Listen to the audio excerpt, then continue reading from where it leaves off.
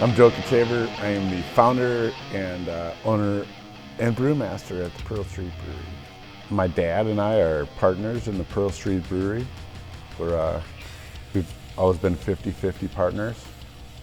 And the reason that is, a lot of people ask me if it's like he started the business and I took it over, and it was actually the other way around. I started the business and he funded it. And he funded it by borrowing me $14,700 in 1998 to buy this equipment that I needed, kind of to set things in motion. And since I never paid him back, we've always just been 50-50 partners in the business. So I had done this internship with a brand new startup brewery in Golden, Colorado.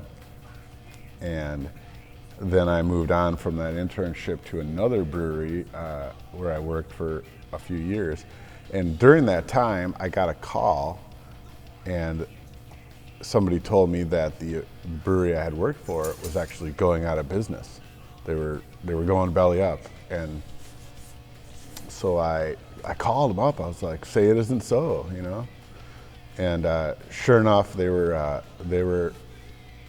going out of business in the worst sort of ways. It was all getting repossessed by the bank, and everyone was kind of losing everything. It was a terrible situation. And I asked them what they were going to do with all of their brewing equipment, and they didn't really know.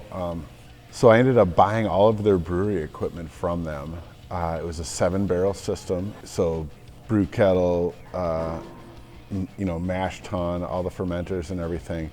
And they agreed, and we agreed on a price, and I paid them, and then we went there to load this stuff up, and we had the back door open. They had a big roll-up door, and we're putting all this equipment on a trailer out back. And as we're loading this equipment up, like the bankers are coming to the door to like take possession of the building, and they're knocking on the front door, and the door was locked. And we're like moving this equipment out onto a trailer out back as the bank is coming to repossess and take control of the property, because it was a full foreclosure. And and we put all this stuff on the trailer, and we strap it down, and we literally drove right past the bankers on our way out of the parking lot with all this equipment. So my dad knows this guy named Jeff Hodson who was the owner of the bodega, who had only actually been the owner for a couple of years at that point. And he said, "Hey, I talked to this guy Jeff, and you should talk to him about opening Pearl Street Brewery in his building." So I called Jeff, and we talked on the phone one time, and then I flew out. A friend of mine and myself, we flew out to Crosse, and we sat down with Jeff over a couple of beers, and we kind of ironed out how everything would work out. And I literally went back to, I was living in Idaho Springs, Colorado at the time. I flew back out to Idaho Springs, and we packed everything up, and I moved here within 6 months. My name is Tami, Plourde. I am a partner here and the director of marketing and sales. I have been with the brewery, I believe I'm going on 16 years. I actually was a bartender at the Bodega Brew Pub when Joe came to start his brewery there. And so I don't know if you'd call me the manager, but I was definitely helping Jeff out with some managerial duties. And I remember him telling me about Joe coming and was going to be putting a brewery in the brew pub. So I thought that was a really great idea. There was a time from there, so I watched him build the brewery. So I was bartending there when him and his dad Tony and several of his friends would be coming in and out daily, and so it was fun to watch the progress of him building the first brewery. And I know that it was hard and it was arduous, and when you're underfunded, it was definitely kind of amazing to see his progress from there. After that, I left the bodega and went and pursued some other things, so I was then kind of not around the brewery as it grew.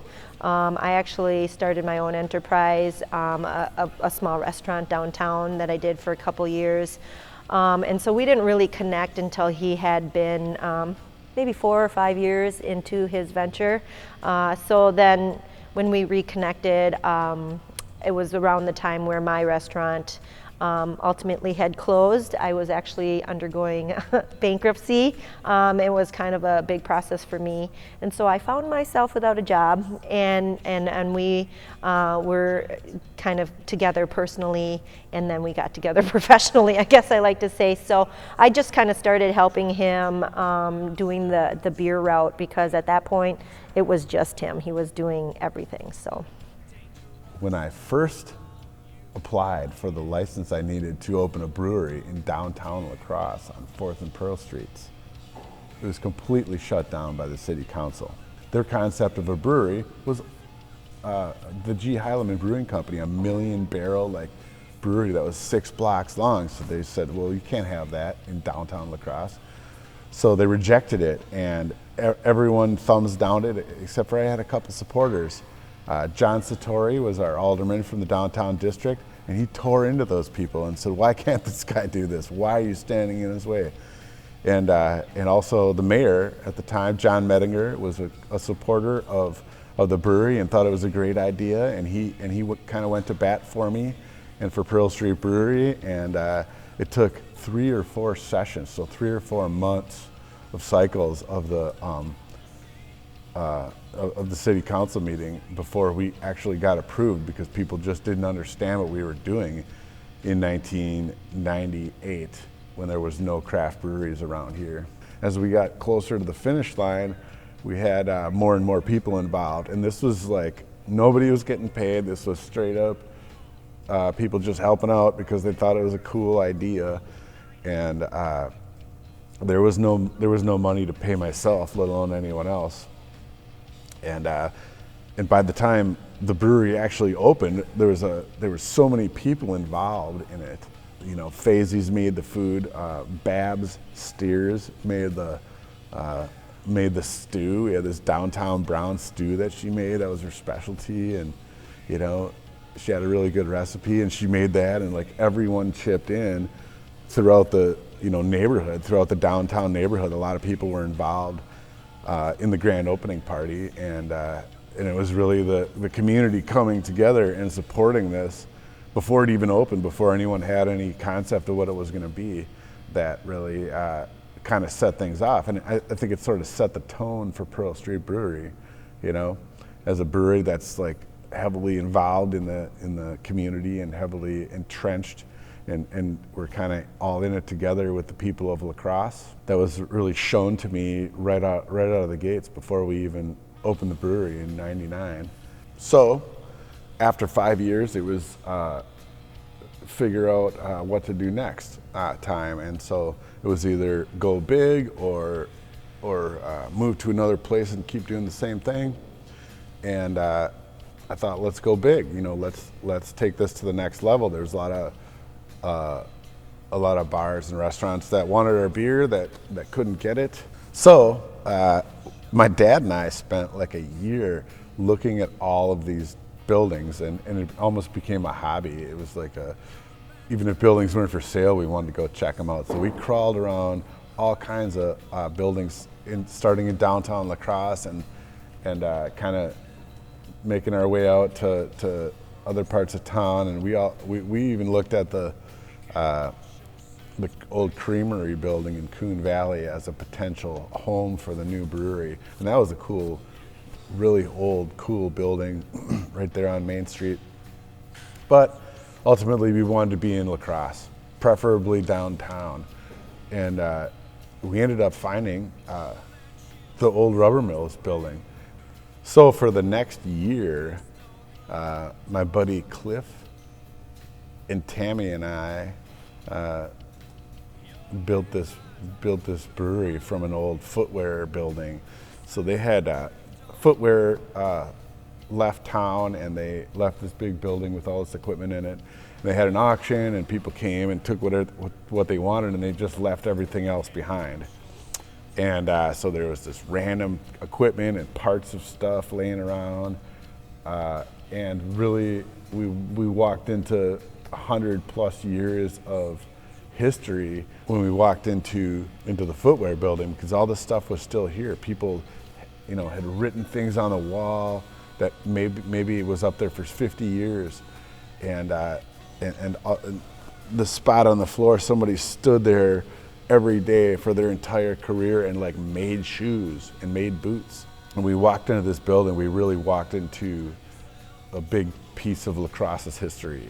I remember when he brought me into the La Crosse footwear building that is now our home, and we sort of snuck in. He didn't have a key, and we got in here, and there were all sorts of presses, and it was dark, and it was dingy, and it was a horrible mess. And I thought it was the worst idea I had ever heard of, but I'm game for most things. And so when we got into this building, it took a year to build this brewery, and there were a lot of really hard months and hard projects. So I will tell you that I'd never want to paint anything ever again, because there was a lot of painting that I partook in, and sanding floors and just the general. Basically, people just came by after work and helped out, and to the point where we had kind of a crew, and we got the job done, and we built a new brewery, and then and we had the whole time we just had a kegerator in the corner with a keg in it, and everyone just drank beer. And that, after we opened, that actually continued, where we just had a kegerator and people just came in and drank beer. After the work was, kind of done, everyone, at the end of the day, 5 o'clock or 6 o'clock in the afternoon, there was like always 20 or 30 people just came to hang around. They wanted to be around the brewery, and they wanted to know how we were doing this and how we were making beer, and check out the equipment and help out as much as they could, and basically hang around and drink beer.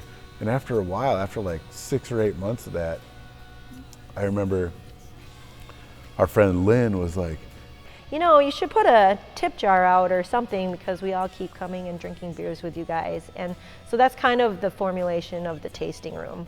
And we really didn't have any expectations for the tasting room at that point. We didn't really know if anybody would come. So the way that the tasting room has grown has been a very pleasant surprise.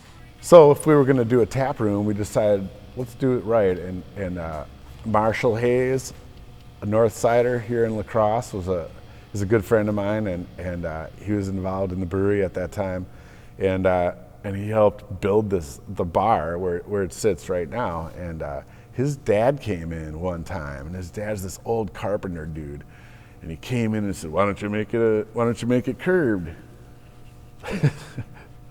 And that was it. And I only met the guy once, and he said, "Why don't you make it a round bar or a curved bar?" And I don't know, that struck a chord with me, and we did. We built that bar in like 2006, I'm gonna say, and it's been there ever since. And it's a curved bar because of Marshall's dad just walked in and suggested that one day, and it's become an iconic part of our tap room. The first winter ball was actually the grand opening party at the bodega.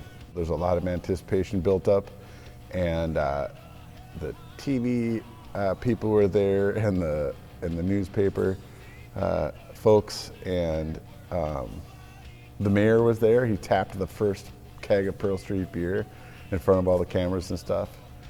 That was December 7th of 1999. So there was a piano that my buddy brought in for the night in the band, and that piano is actually still here at Pearl Street Brewery now.